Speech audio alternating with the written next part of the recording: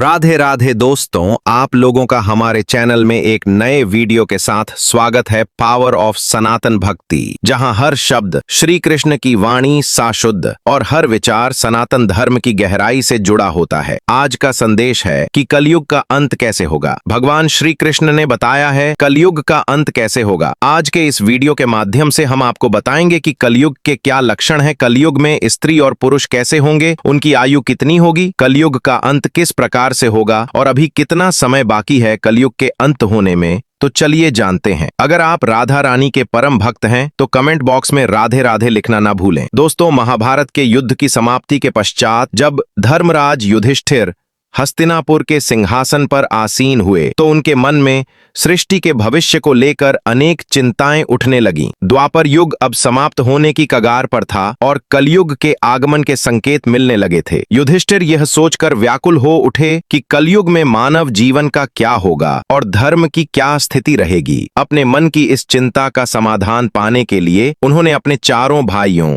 भीम, अर्जुन, नकुल और सहदेव के साथ भगवान श्री कृष्ण के पास ने का निश्चय किया। युधिष्ठिर ने अपने भाइयों को बुलाया। अर्जुन ने चिंतित स्वर में पूछा, हे बड़े भ्राता, आप इतने चिंतित क्यों दिखाई दे रहे हैं? क्या किसी शत्रु ने हमारे राज्य पर आक्रमण करने का दुस्साहस किया है? यदि ऐसा है तो आप बस आज्ञा दीजिए, मैं अभी जाकर उन सभी का नाश कर दूंगा। युधिष्ठिर ने एक गहरी सांस लेते हुए कहा, हे प्रिय अर्जुन, मैं तुम्हारे पराक्रम से भली भांति परिचित हूं। इस पृथ्वी पर कोई भी राजा इतना साहस नहीं कर सकता कि हस्तिनापुर पर आक्रमण करने का विचार भी करें। लेकिन मेरा चिंतन किसी बाहरी शत्रु के बारे में नहीं है। भीम, जो हमेशा से ही अपने बड़े भाई की हर चिंता को साझा करते थे, बोले, तो फिर क्या बात है बड़े भैया? आपकी चिंता देखकर हमारे मन में भी अनिश्चितता और भय उत्पन्न हो रहा है। कृपया हमें शीघ्र ही बताइए कि कौन सा संकट हमारे सामने है। युधिष्ठिर ने गर स्वर में उत्तर दिया, हे भीम, तुम सत्य कह रहे हो। एक भयंकर संकट सचमुच आने वाला है। मैं कलयुग के आगमन के विषय में सोचकर चिंतित हूँ। मुझे यह भय सता रहा है कि आने वाले समय में मानव समाज किस दिशा में जाएगा, धर्म का क्या होगा और सत्य का क्या हश्र होगा। इसीलिए मैंने निश्चय किया है कि अब हमें द्वारिकाधीश श्री कृष्ण जी के पास जाना चाहिए। केवल वही हमें इस चिंता से मुक्त कर सकते हैं। सभी पांडवों ने युधिष्ठिर की बातों से सहमति प्रकट की। अर्जुन ने कहा, आप सत्य कह रहे हैं भैया। श्री कृष्ण ही इस समय सबसे अधिक ज्ञानी और भविष्य के झाता हैं। हमें शीघ्र ही उनके पास चलना चाहिए। भीम ने भी उत्सुकता से कहा, हे धर्मराज, मैं आपके साथ हूं। हम सब द्वारिका चलकर श्री कृष्ण से परामर्श करेंगे। इस प्रकार से विचार करके सभी पांडव द्वारिका की ओर प्रस्थान करने लगे। वे पवित्र नगरी द्वारिका में पहुंचे, जहां श्री कृष्ण ने उनका स्वागत किया। श्री कृष्ण के पास पहुंचते ही युधिष्ठिर ने उनके चरणों में प्रणाम किया और कहा, हे केशव, आपको बारंबार नमस्कार है। श्री कृष्ण ने मुस्कुराते हुए कहा, हे महाराज युधिष्ठिर, द्वारिका नगरी में आपका स्वागत है। कहिए, मैं आपकी किस प्रकार से सहायता कर सकता हूं? युधिष्ठिर ने विनम्रतापूर्वक कहा, हे माधव, आप तो सब कुछ जानते हैं। द्वापर युग अब समाप्त होने वाला है और कलयुग के संकेत स्पष्ट रूप से दिखने लगे हैं। मैं ये जानना चाहता हूं कि कलयुग में मानव का स्वभाव और आचरण कैसा होगा, वह किस प्रकार के कर्म करेगा और मोक्ष प्राप्ति के लिए उसे कौन से प्रयास करने होंगे। श्री कृष्ण ने गहरी मुस्कान के साथ उत्तर दिया, हे धर्मराज, आपकी जिज्ञासा उचित है। कलयुग के प्रभावों को समझना अत्यंत महत्वपूर्ण है, लेकिन इसका उत्तर मैं आपको सीधे नहीं दे सकता। इसके लिए आपको और आपके भाइयों को कुछ विशेष अनुभव प्राप्त करने होंगे। युधिष्ठिर ने उत्सुकता पूर्वक पूछा, हे केशव, आप जिस प्रकार की परीक्षा की बात कर रहे हैं, उसके लिए हम क्या करें? हमें क्या अनुभव करना होगा? श्री कृष्ण ने कहा, हे महाराज, आपको और आपके चारों भाइयों को अलग अलग दिशाओं में स्थित घने और भयानक वनों में जाकर कुछ विचित्र और अद्भुत चीजें देखनी होंगी। जब आप वहां कुछ असामान्य घटनाओं का अनुभव करेंगे तो उन्हें वापस आकर मुझसे साझा करें। तभी मैं आपको कलयुग के प्रभावों के बारे में विस्तार से बता पाऊंगा। युधिष्ठिर कहते हैं, जैसी आपकी आज्ञा केशव। आप जिस स्थान की ओर इशारा करेंगे, हम वहां पर जाने के लिए तैयार हैं। भगवान श्री कृष्ण कहते हैं, हे महाराज, आप और आपके चारों भाई अब अलग अलग दिशाओं में जाओ। सभी दिशा में भयंकर वन स्थित है। आप उन जंगलों में जाकर देखो। अगर आपको कोई विचित्र चीज दिखाई दे तो आप वापस आकर बता देना। मैं उससे आपको आने वाले कलयुग का रहस्य बताऊंगा। फिर युधिष्ठिर और उनके भाइयों ने भगवान श्री कृष्ण की आज्ञा का पालन करते हुए वन की ओर चलने का निर्णय लिया। पांडव अपने रथों से उतरे और पैदल ही वन की ओर चल पड़े। वन की यात्रा कठिन थी, लेकिन वे अपने मन में जिज्ञासा और ईश्वर की आज्ञा का पालन करने की उद्देश्य से चल रहे थे। वन का वातावरण शांति और रहस्यमय से भरा हुआ था और पांडव एक एक करके अलग अलग दिशाओं में जाने लगे ताकि वे अधिक से अधिक अद्भुत घटनाओं का अनुभव कर सकें। सबसे पहले युधिष्ठिर को एक घने और रहस्यमय वन में एक विचित्र दृश्य दिखाई दिया। उन्होंने देखा कि एक विशालकाय हाथी के दो सूंड हैं। वह हाथी अपने दोनों सूंड से वन के पेड़ों को उखाड़ रहा था, मानो उसकी शक्ति अद्वितीय हो। यह दृश्य देखकर युधिष्ठिर आश्चर्यचकित हो गए और सोचने लगे कि यह अद्भुत घटना क्या संकेत दे रही है। उन्होंने उस हाथी को ध्यान से देखा और उसके अद्वितीय रूप को समझने का प्रयास किया। इसके बाद अर्जुन ने भी एक अद्भुत घटना का साक्षात्कार किया। अर्जुन एक सुंदर और शांत वन में पहुंचे जहां पक्षियों की चहचहाहट सुनाई दे रही थी। वहां उन्होंने देखा कि एक विशाल पक्षी के पंखों पर वेदों की रचाएं लिखी हुई थी। वह पक्षी अत्यंत विशाल और गौरवशाली था, लेकिन वह मुर्दे का मांस खा रहा था। अर्जुन यह दृश्य देखकर सोचने लगे, यह कैसा अद्भुत और विरोधाभासी दृश्य है। एक ओर यह पक्षी वेदों का ज्ञान धारण करता है और दूसरी ओर वह मृत जीवों का मांस खा रहा है। अर्जुन ने इस दृश्य को ध्यान से देखा और यह समझने का प्रयास किया। फिर भीम, जो बड़े बलवान और हेर पुष्ट थे, उन्होंने भी एक अनोखी घटना देखी। भीम एक हरे भरे चारागाह में पहुंचे जहां गायों का एक झुंड चर रहा था। वहां उन्होंने देखा कि एक गाय ने बछड़े को जन्म दिया और वह गाय अपने बछड़े को इतनी जोर से चाटने लगी कि वह बछड़ा लहूलुहान हो गया। भीम ने यह दृश्य देखा और सोचने लगे, यह कैसी विचित्र ममता है जो बच्चे को घायल कर रही है। इसके बाद सहदेव ने एक विचित्र दृश्य देखा।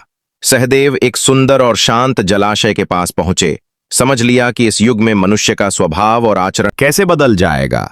वे समझ गए कि इस युग में धर्म और सत्य का पालन करना कितना कठिन होगा, लेकिन यदि वे सच्ची भक्ति और भगवान के नाम का आश्रय ले तो वे अवश्य ही इस पतन से बच सकते हैं। इसके पश्चात पितामह भीष्म ने भी कलयुग के बारे में कुछ भविष्यवाणियां की। उन्होंने कहा, कलयुग में लोग अपने माता पिता की सेवा नहीं करेंगे। संपत्ति के लालच में वे अपने माता पिता को घर से बाहर निकाल देंगे और विषय वासना में लिप्त हो जाएंगे। लोग पराई स्त्रियों पर बुरी नजर डालेंगे और सदैव काम वासना से भरे रहेंगे। यह सुनकर पांडवों ने कलयुग की एक और गहरी झलक पाई और यह समझ गए कि इस युग में मानव का पतन कितना गहरा हो सकता है। उन्होंने यह भी जाना कि धर्म और सत्य के मार्ग पर चलते हुए ही वे इस युग की कठिनाइयों का सामना कर सकते हैं। इसके अलावा गरुड़ पुराण में भी कलयुग के अंत का वर्णन मिलता है। गरुड़ पुराण में भगवान श्री कृष्ण ने कलयुग के अंत के संकेत बताए हैं। एक बार गरुड़ जी ने भगवान श्री कृष्ण से पूछा, हे प्रभु, चारों युगों में कलयुग को ही सबसे भयंकर और दहकदायक माना गया है। इस कलयुग का अंत कैसे होगा और इसके अंत के समय कौन से संकेत दिखाई देंगे? श्री कृष्ण ने गरुड़ जी की ओर देखकर उत्तर दिया, हे गरुड़, कलयुग का अंत अत्यंत भयानक और विनाशकारी होगा। जब पृथ्वी पर ये संकेत दिखाई देने लगे तो समझ लेना कि कलयुग का अंत निकट आ चुका है और अब सृष्टि का अंत प्रलय से होगा। पहला संकेत, मानव आयु का ह्रास। भगवान श्री कृष्ण ने सबसे पहले बताया कि कलयुग के अंत समय में मानव जीवन की आयु घटकर केवल 20 वर्ष रह जाएगी। यह संकेत इस बात का प्रतीक होगा कि मानव का शरीर अत्यंत दुर्बल और कमजोर हो जाएगा। जब मनुष्य मात्र 12 वर्ष का होगा तभी उसके बाल सफेद हो जाएंगे और उसका शरीर झुर्रियों से भर जाएगा। यह संकेत इस बात का प्रतीक होगा कि कलयुग में मनुष्य की शारीरिक और मानसिक शक्ति का पूर्ण पतन हो जाएगा। इसके अलावा उस समय की स्त्रियां 8 या 9 वर्ष की आयु में ही संतान को जन्म देने लगेंगी। यह स्थिति समाज में एक अस्वाभाविक और असंतुलन की ओर इशारा करती है। स्त्रियों का शरीर अत्यंत क्षीण और छोटा होगा, लेकिन उनकी भोजन की लालसा अत्यधिक होगी। वे कम संतान को जन्म देंगी और अत्यंत क्रोधी स्वभाव की होंगी। वे अपनी संतान का पालन पोषण करने में भी असमर्थ होंगी, जिससे समाज में अव्यवस्था और असंतोष का माहौल बनेगा। दूसरा संकेत, पतिव्रता स्त्रियों का लोप। भगवान श्री कृष्ण ने दूसरा संकेत बताते हुए कहा कि कलयुग के अंत समय में पतिव्रता स्त्रियां कहीं दिखाई नहीं देंगी। एक ही स्त्री कई पुरुषों से विवाह करेगी। ये स्थिति समाज में नैतिकता और सदाचार का ह्रास होने का प्रतीक है। इसके अलावा लोग पूजा पाठ, श्राद्ध, अंतिम संस्कार, मुंडन और विवाह जैसे धार्मिक और सांस्कृतिक कार्यों का परित्याग कर देंगे। जल के अभाव के कारण लोग स्नान भी नहीं करेंगे और अशुद्ध ही रहेंगे। कलयुग के अंत में लोग केवल मांसाहार का ही सेवन करेंगे और कोई भी सात्विक आहार ग्रहण नहीं करेगा। इस युग में लोगों के वस्त्र चमकीले और तने हुए होंगे, जो उनके भौतिकता के प्रति आकर्षण और आध्यात्मिकता से दूर होने का संकेत है। तीसरा संकेत, वृक्षों का फलहीन होना। भगवान श्री कृष्ण ने तीसरा संकेत बताया कि कलयुग के अंत समय में वृक्षों में फल आना बंद हो जाएगा। सभी वृक्ष फल रहित हो जाएंगे और सृष्टि में हर तरफ केवल शमी के वृक्ष ही दिखाई देंगे। मनुष्य शाकाहार को त्याग कर केवल मांसाहार का सेवन करेंगे। इस युग का भोजन तामसिक और रोग उत्पन्न करने वाला होगा, जिससे लोग जल्दी ही बूढ़े होकर मृत्यु को प्राप्त हो जाएंगे। कलयुगी मनुष्य गाय की पूजा करना बंद कर देंगे और गायों को केवल दूध और मांस के लिए पाला जाएगा। ये संकेत समाज में धर्म, नैतिकता और प्रकृति के प्रति सम्मान की कमी का प्रतीक है। चौथा संकेत, अल्पवृष्टि। श्री कृष्ण ने चौथे संकेत के रूप में कहा कि कलयुग के अंत समय में अल्पवृष्टि होगी, अर्थात बहुत ही कम बारिश होगी। खेतों में अनाज नहीं उगेगा और धान्य का आकार बहुत छोटा हो जाएगा। फलों में रस भी उत्पन्न नहीं होगा। मनुष्य भूख और प्यास के कारण तड़प कर मरने लगेंगे। इस स्थिति में मनुष्य को केवल बकरियों का दूध ही प्राप्त होगा। ये संकेत समाज में प्राकृतिक संसाधनों की कमी और जीवन की कठिनाइयों को दर्शाता है। पांचवा संकेत, 7, सूर्य और प्रलय। अंत में भगवान श्री कृष्ण ने सबसे भयानक संकेत का वर्णन किया। उन्होंने कहा कि जब कलयुग का अंत निकट होगा, तब भगवान विष्णु सूर्य की किरणों में विराजमान होकर पृथ्वी का संपूर्ण जल सोख लें। आकाश में चारों तरफ 7 सूर्य दिखाई देंगे। इन सभी सूर्य के प्रभाव से संपूर्ण सृष्टि जलकर खाक हो जाएगी। तत्पश्चात रुद्र रूपी भगवान विष्णु संपूर्ण संसार को दग्ध करके अपने श्वास से मेघों को उत्पन्न करेंगे। यह मेघ भयंकर गर्जना करते हुए अगले 100 वर्षों तक आकाश से जल की वर्षा करेंगे, जिससे सृष्टि की वह भयंकर अग्नि शांत हो जाएगी। अग्नि शांत होने पर यह मेघ संपूर्ण जगत को जल में डुबो देंगे, जिससे संपूर्ण सृष्टि का अंत हो जाएगा। श्री कृष्ण ने गरुड़ जी से कहा, यह दृश्य इतना विनाशकारी और भयावह होगा कि समस्त संसार जलकर राख हो जाएगा, संपूर्ण जगत का ध्वंस होगा। लेकिन यह केवल एक अंत नहीं है, बल्कि एक नई शुरुआत का संकेत भी है। जब सृष्टि अपने विनाश को प्राप्त कर लेगी, तब भगवान अपनी इच्छा मात्र से एक नई सृष्टि की रचना करेंगे। यह सृष्टि पहले से अधिक शुद्ध, पवित्र और दिव्य होगी, जहां धर्म, सत्य और आध्यात्मिकता का पुनः उत्थान होगा। यह एक चक्र है, सृष्टि, पालन और संहार। जब एक युग का अंत होता है, तो यह किसी नए युग की शुरुआत के लिए मार्ग प्रशस्त करता है। यह हमें यह समझाता है कि हर अंत एक नई शुरुआत का प्रारंभ है, और इस नई सृष्टि में वही जीवित रहेंगे जिन्होंने धर्म और सत्य का पालन किया है। इस प्रकार से कलयुग का अंत होगा और फिर परमात्मा अपनी इच्छा मात्र से पुनः सृष्टि की रचना करेंगे। यह ज्ञान हमें सिखाता है कि कलयुग की कठिनाइयों और चुनौतियों के बावजूद हमें सच्चे धर्म और भगवान के नाम का आश्रय लेना चाहिए। इसी में हमारा कल्याण है। तो दोस्तों, इस प्रकार से गरुड़ पुराण में कलयुग के अंत का वर्णन किया गया है। यह ज्ञान हमें चेतावनी देता है कि कलयुग के अंत समय में क्या हो सकता है, और हमें इस युग में भी धर्म और सत्य के मार्ग पर चलने के लिए प्रेरित करता है।